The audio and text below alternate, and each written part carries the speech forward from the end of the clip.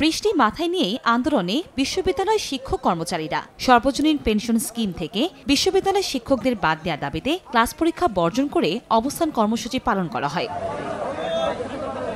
দেশের বৈরী আবহাওয়াতেও সোমবার সকাল থেকে বিভিন্ন ক্যাম্পাসে অবস্থান নেন শিক্ষকেরা। এতে ক্লাস ও পরীক্ষা কার্যক্রম বন্ধ রাখা হয়। পরবর্তী নির্দেশ না দেওয়া পর্যন্ত বন্ধ থাকবে বলে জানায় পরীক্ষা নিয়ন্ত্রক অফিস। সর্বজনীন পেনশন স্কিমকে বৈষম্যমূলক দাবি করেন আন্দোলনকারীরা। এ ধরনের প্রজ্ঞাপন প্রত্যাহারের দাবি জানিয়ে শিক্ষকদের অন্তর্ভুক্তি প্রত্যাহার, স্বতন্ত্র বেতন স্কেল প্রবর্তন সহ নানা দাবি আদায় না হওয়া পর্যন্ত কর্মবিরতিতে দেশের সব বিশ্ববিদ্যালয়। বেতন থেকে নির্দিষ্ট অংশ কেটে পেনশন দেওয়ার পদ্ধতিতে মেধাবীরা শিক্ষকতা পেশায় আসতে আগ্রহ হারাবেন বলে জানানো হয়। শিক্ষকতা যদি এইভাবে নানাভাবে সমালোচিত হতে থাকে তাহলে একটা পর্যায়ে গিয়ে কিন্তু আমরা দেখব যে জাতি নতুন নতুন মেধাবীদেরকে এই পেশায় পাবে না।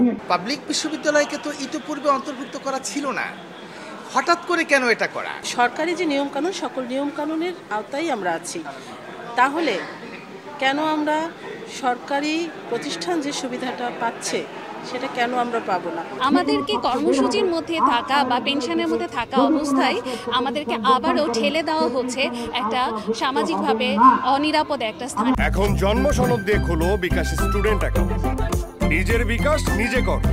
প্রত্যয় স্কিমটা নিয়ে আমাদের শিক্ষক, কর্মকর্তা, কর্মচারী, বিশ্ববিদ্যালয়ের শিক্ষকদের ভিতরে যে ধরনের নেতিবাচকতা সৃষ্টি হয়েছে, আমি দৃঢ়ভাবে বিশ্বাস করি যে মাননীয় প্রধানমন্ত্রী সেটার যথার্থ ব্যবস্থা নেবেন। শুধু তাই নয়, নতুন পেনশন ব্যবস্থায় সরকারি বিশ্ববিদ্যালয়ের শিক্ষকদের সুবিধা কমবে বলেও উল্লেখ করেন আন্দোলনকারী শিক্ষকরা। সরকারি চাকরিজীবীদের সঙ্গে তাদের জীবনমান ব্যবধান এবং বেতন বৈষম্য ঠেকাতেই বাধ্য হয়ে আন্দোলনে নেমেছেন এমন অভিযোগ তাদের। এতে শিক্ষকদের মানহানি করা হচ্ছে বলেও দাবি আন্দোলনকারীদের। 1 জুলাইয়ের পর যারা শিক্ষকতায় ঢুকবেন তাদের জন্য আলাদা নিয়ম আর বাকিদের জন্য আলাদা নিয়ম মানতে নারাজ তারা।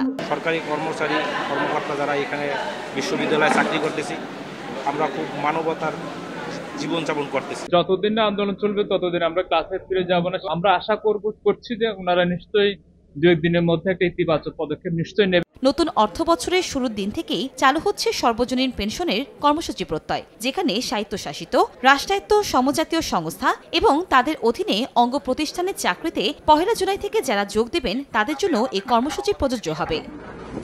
কনক আজাদ, সময় সংবাদ।